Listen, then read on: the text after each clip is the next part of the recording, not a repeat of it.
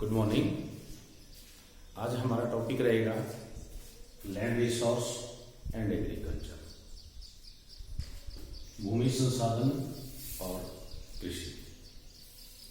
देखिए, इससे पहले आपने पढ़ा है संसाधन किसको कहते हैं। वे सभी वस्तुएं जिनका प्रयोग करके व्यक्ति अपना जीवन चलाता है, अपनी जरूरतें पूरी करता है, उसको संसाधन कहते हैं।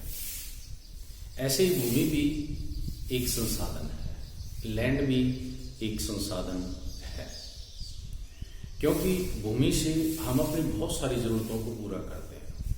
खेती बाड़ी करते हैं, खनिज प्राप्त करते हैं, पेड़ पौधे प्राप्त करते हैं, और भी बहुत सारी चीजें ऐसी हैं जो हमें भूमि से प्राप्त होती हैं। भूमि से प्राप्त करके ये सभी वस्तुएं हम अपनी जरूरतों को पूरा करते हैं। इसलिए भूमि भी एक रिसोर्स है, एक संसाधन है। इस टॉपिक में मेन फोकस एग्रीकल्चर पर रहेगा, कृषि पर रहेगा। एग्रीकल्चर मीन कृषि, कृषि मीन खेती बाड़ी करना। सबसे पहले हम एग्रीकल्चर का मीनिंग लेकर चलते हैं। Agriculture is the art and science of cultivating the land, raising of crops for food। Main कृषि का अर्थ या कृषि एक कला और विज्ञान है, भूमि को जोतने की, फसलों को उत्पन्न करने के लिए, अर्थात खाद्यान्न फसलों को उत्पन्न करने के लिए, पैदा करने के लिए भूमि को जोतने की एक विज्ञान और कला कृषि कहलाती है। ठीक है, एक बार फिर, agriculture is the art and science of cultivating the land, raising of crop for food. अब इसके बाद देखिए, इंडिया एक एग्रीकल्चर कंट्री है। एग्रीकल्चर कंट्री का मतलब मोर देन 70% पॉपुलेशन जो है वो एग्रीकल्चर पर डिपेंड करती है। एग्रीकल्चर सेक्टर के अंदर जो भारत की पॉपुलेशन है उसका जो कार्यशील पॉपुलेशन है, जो एक्टिव है, जिसको हम 15 to 59 एज ग्रुप में लेते हैं, उसमें से लगभग 52% पॉपुलेशन जो है उसकी एग्रीकल्चर सेक्टर के अंदर जो है वो काम करती है। मीन्स सबसे ज्यादा रोजगार जो है इंडिया के अंदर एग्रीकल्चर सेक्टर के अंदर लोगों को मिलता है। ये लेकर देता हूं, ठीक है। इसलिए इंडिया जो है वो एक एग्रीकल्चर कंट्री है। यहाँ की 70% से ज्यादा जनसंख्या कृषि पर निर्भर करती है और लगभग 95% लोगों को खाद्यान्न जो है वो कृषि प्रदान करती है। भारत की जो जीडीपी है उसमें भी कृषि का एक महत्वपूर्ण रोल है, इसलिए भारत को कृषि प्रधान देश कहा जाता है। भारत में विभिन्न प्रकार की कृषि जो है वो की जाती है, टाइप ऑफ एग्रीकल्चर। देखिए, एक है प्रिमिटिव सब्सिस्टेंस। प्रिमिटिव सब्सिस्टेंस का मतलब है प्रारंभिक निर्वाह कृषि। ठीक है, निर्वाह मीन अपने जीवन यापन के लिए, गुजारे के लिए।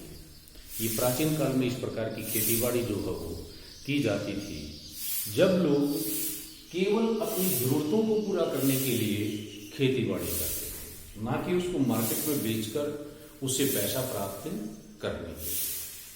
ठीक है, एंशियंट पीरियड के अंदर जो है प्रिमिटिव सब्सिस्टेंस कृषि की जाती थी। इसमें अधिकांश जो है खाद्यान्न फसलें यानी फूड ग्रेन क्रॉप्स जो है वो उगाए जाते थे। दूसरा है intensive subsistence. Intensive subsistence mean गहन निर्वाह कृषि। ये आजकल जो है पूरे यूरोप के अंदर और इंडिया में भी जो है इंटेंसिव सब्सिस्टेंस फार्मिंग जो है वो की जाने लगी है, एग्रीकल्चर की जाने लगी। इसमें क्या है, ये इंटेंसिव सब्सिस्टेंस कृषि जो है वहां होती है जहां एग्रीकल्चर लैंड कम और पॉपुलेशन बहुत ज्यादा होती है। अधिक उत्पादन लेने के लिए कम कृषि भूमि से ज़्यादा उत्पादन लेने के लिए इंटेंसिव एग्रीकल्चर जो है वो की जाती है। इसमें मानव श्रम का ज़्यादा प्रयोग किया जाता है, इसमें खाद का ज़्यादा प्रयोग किया जाता है और प्रति हेक्टेयर उत्पादन अधिक लिया जाता है। प्लांटेशन फार्मिंग, देखिए भारत में प्लांटेशन फार्मिंग की शुरुआत जो है यूरोपियंस के आने के बाद हुई। उससे पहले भारत में प्लांटेशन फार्मिंग नहीं थी, प्लांटेशन एग्रीकल्चर नहीं था। ठीक है, प्लांटेशन एग्रीकल्चर के अंदर क्या होता है, इसमें पौधे को खेत में लगाने से पहले उसकी पौध तैयार कर ली जाती है, बाद में उसको खेत में लगाया जाता है और उसे साल दर साल जो है फसल प्राप्त की जाती रहती है। ठीक है, इसमें एक राइस की फसल ऐसी है जो प्लांटेशन फार्मिंग के अंदर तो आती है लेकिन केवल एक ही बार उसे फसल ली जाती है। इसमें जो जितने भी उद्यान लगाए जाते हैं, बाग बगीचे लगाए जाते हैं, वो सभी प्लांटेशन फार्मिंग के अंदर आते हैं। टी, कॉफी की कृषि भी जो है प्लांटेशन फार्मिंग के अंदर की जाती है। यूरोपियंस ने सबसे पहले यहाँ चाय के बागान जो है वो विकसित किए थे, जो प्लांटेशन फार्मिंग के अंदर आते हैं। ठीक है, इसके साथ साथ भारत के अंदर जो है अनेक प्रकार की खेतीबाड़ी और भी की जाती है, जैसे कमर्शियल फार्मिंग है। कमर्शियल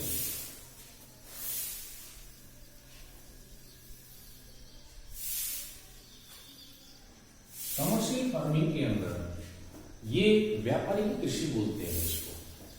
ठीक है, इसमें किसान जो है उत्पादन को बाजार में बेचने के लिए ही करता है।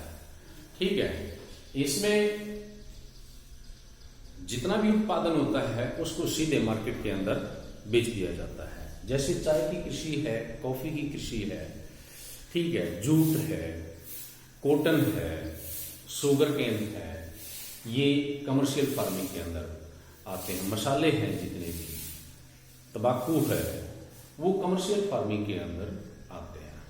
एक आता है मिक्स क्रॉप। मिक्स क्रॉप्स के अंदर जो है एक से ज्यादा फसलें ली जाती हैं और इसमें खाद्यान्न फसलों के साथ साथ फूड ग्रेन्स क्रॉप्स के साथ साथ जो है वो पशु भी पाले जाते हैं। कैटल्स रेयरिंग भी जो है वो होती है, दूध के लिए, मांस के लिए, अंडों की प्राप्ति के लिए, मटन के लिए पशु भी पाले जाते हैं। ठीक है, अब आता है हम क्रॉप्स को कितने भागों में बांटते हैं। देखिए, क्रॉप्स को हम मुख्य 5 भागों के अंदर जो है बांटते हैं। एक आता है फूड ग्रेन्स, खाद्यान्न फसलें। दूसरा आता है बेवरेज क्रॉप्स, पेय फसलें। तीसरा आता है फाइबर क्रॉप्स, जो रेशेदार जिनको हम फसलें बोलते हैं। एक आता है ऑयल सीड्स, तेल की फसलें। एक आता है रॉ मटीरियल्स क्रॉप्स, कच्चे माल के लिए फसलों का उत्पादन करना। जो फूड ग्रेन्स हैं, फूड ग्रेन्स में व्हीट, राइस, मिलेट्स, ये मुख्य खाद्यान्न फसलें हैं। गेहूं, चावल, मोटा अनाज। मोटे अनाज में ज्वार, बाजरा, मक्का और कहवा जो है वो, रागी जो है, इनमें आते हैं। कहवा पेय फसलों में आता है। बेवरेज क्रॉप्स में आएगा टी और कॉफी, चाय और कॉफी। फाइबर क्रॉप्स में आएगा कॉटन और जूट। ऑयल सीड्स में आएगा ground nuts, red and sesamum और फ्लैक्स।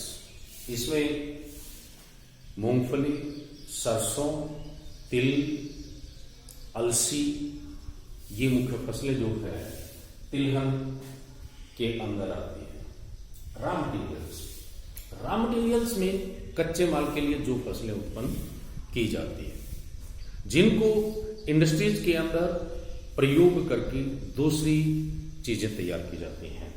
जैसे शुगर केन है, शुगर केन का प्रयोग शुगर मिल में किया जाता है और चीनी तैयार की जाती है। फिर उसके बाद आता है तंबाकू।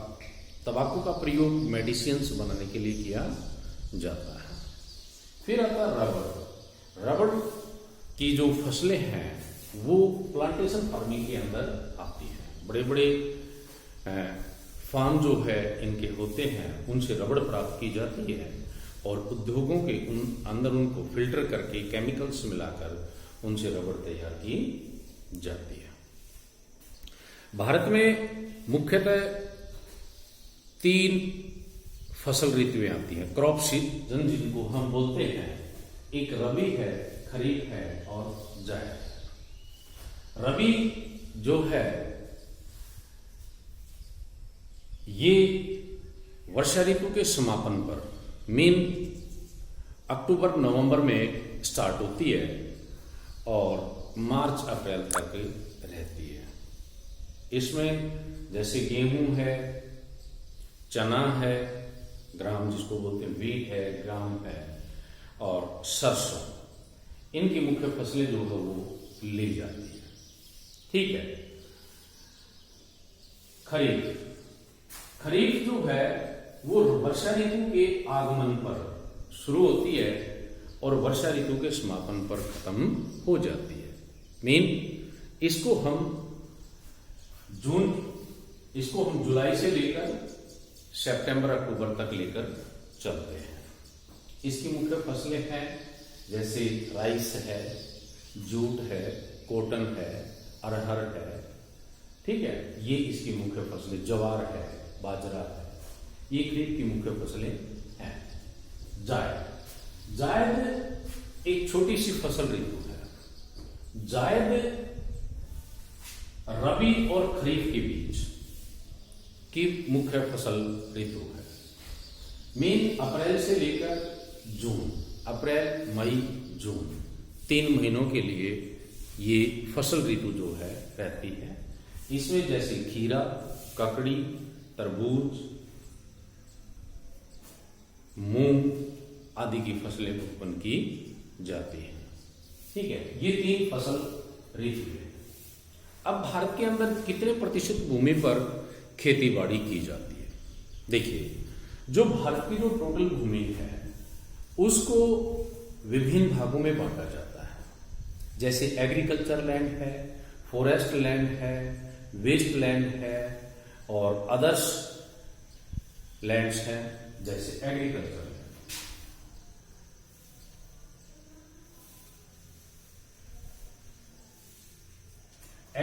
लैंड, एग्रीकल्चर लैंड 2 टाइप्स की है। ठीक है, एक है फॉलो लैंड,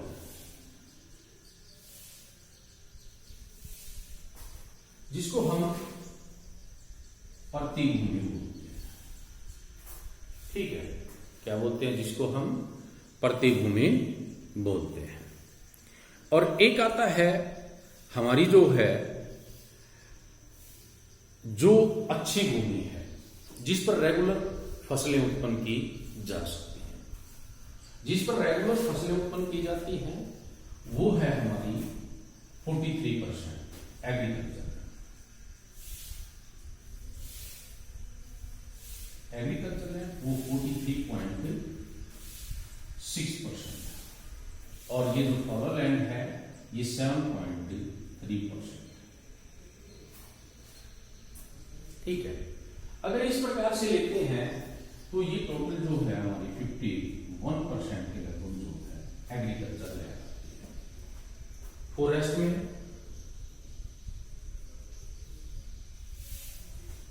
नियर अबाउट 22% जो है लैंड है। अदर्स में 14% लैंड है। पास्चर लैंड नियर 5% है। ठीक है, और वेस्ट लैंड भी जो है वो नियर अबाउट जो है 5%। देखिए हम 5 5 10, 24, 46, इसमें 56 को ऐड कर देते हैं, 7 और 9। ठीक है, ये जो है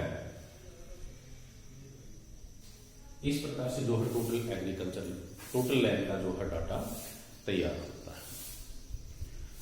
अब इसमें आता है भारत के अंदर जो एग्रीकल्चर है उसको किन किन प्रॉब्लम्स को फेस करना होता है। देखिए, भारत के अंदर जो एग्रीकल्चर है वो मानसून पर डिपेंड करती है। ठीक है, किस पर डिपेंड करती है? वो मानसून पर डिपेंड करती है। अगर मानसून अच्छी रहती है, बारिश अच्छी होती है तो फसल अच्छी हो जाती है, और अगर वर्षा अच्छी नहीं होती है तो फसल कमजोर रह जाती है।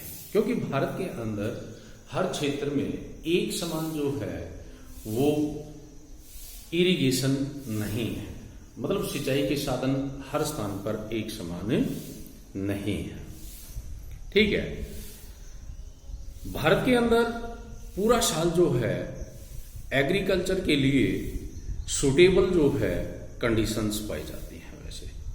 ठीक है, लेकिन फिर भी कई बार जो है मौसम खराब होने की वजह से फसलें खराब हो जाती है। Problems of Indian farmers, problems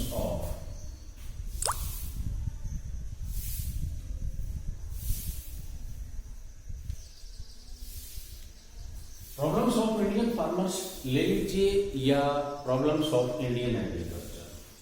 ठीक है, ठीक है, problems of Indian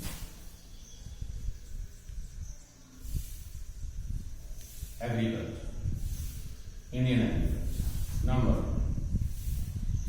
depends on monsoon,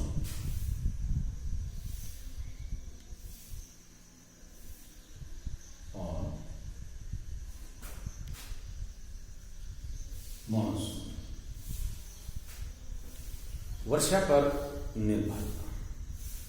Bharat के अंदर इरिगेशन की कमी होने के कारण भारत की अधिकांश फसलें जो है वो वर्षा पर निर्भर करती हैं, और भारत में वर्षा कभी समय से पहले और कभी बाद, कभी ज्यादा कभी कम ऐसे होती है।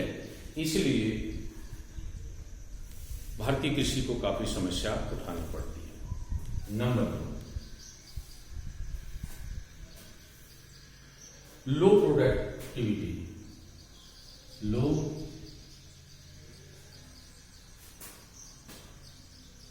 प्रोडक्टिविटी। भारत के अंदर प्रति हेक्टेयर उत्पादन कम है। भारत में जो कृषि की जाती है उसमें प्रति हेक्टेयर उत्पादन जो है कम होता है यूरोपियन कंट्रीज की अपेक्षा।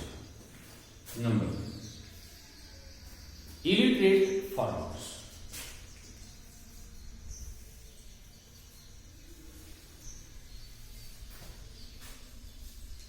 भारतीय किसान अनपढ़ है। अभी भी भारत के अंदर बहुत सारे किसान अनपढ़ हैं, उनको फसलों की सही जानकारी प्राप्त नहीं होती है और आधुनिक तरीकों की जानकारी नहीं होती। नंबर 4, पुअर फार्मर्स, भारतीय किसान गरीब है, इसलिए वे आधुनिक एग्रीकल्चर टूल्स जो है वो प्राप्त नहीं कर सकते हैं, फर्टिलाइजर्स का यूज नहीं कर सकते हैं, और कॉस्टली सीड्स जो है, बीज जो है वो प्राप्त नहीं कर सकते। नंबर 5, लो क्वालिटी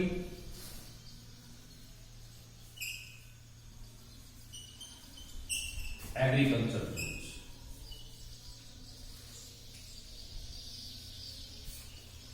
भारत के अंदर एग्रीकल्चर टूल्स जो है वो लो क्वालिटी है। ठीक है, अभी भी बहुत सारे राज्यों के अंदर जो है लकड़ी के हल और बैलों के द्वारा खेती बाड़ी की जाती है। Number 6, small farm, small farm.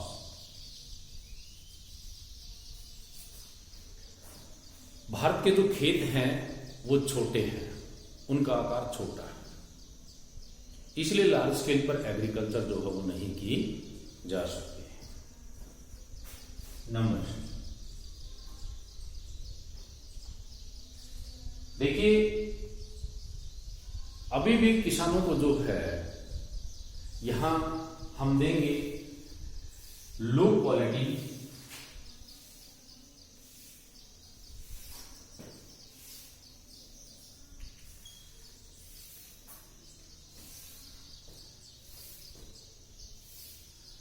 Medicine.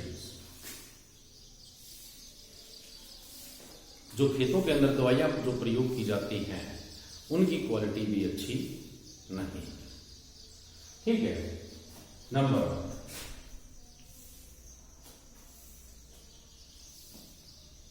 Minimise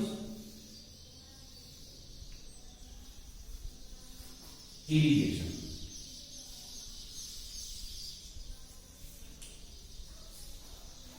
सिंचाई कम होना, मेन सिंचाई के साधन पर्याप्त मात्रा में उपलब्ध नहीं, ठीक है।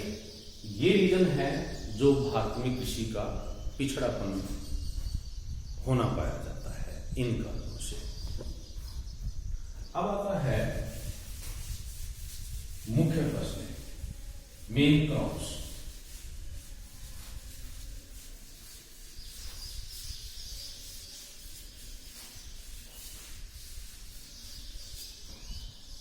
देखिए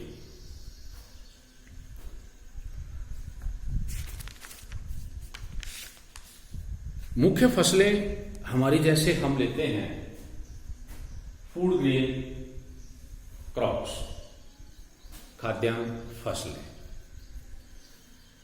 इसमें जो है सबसे पहले हमने वीट लिया,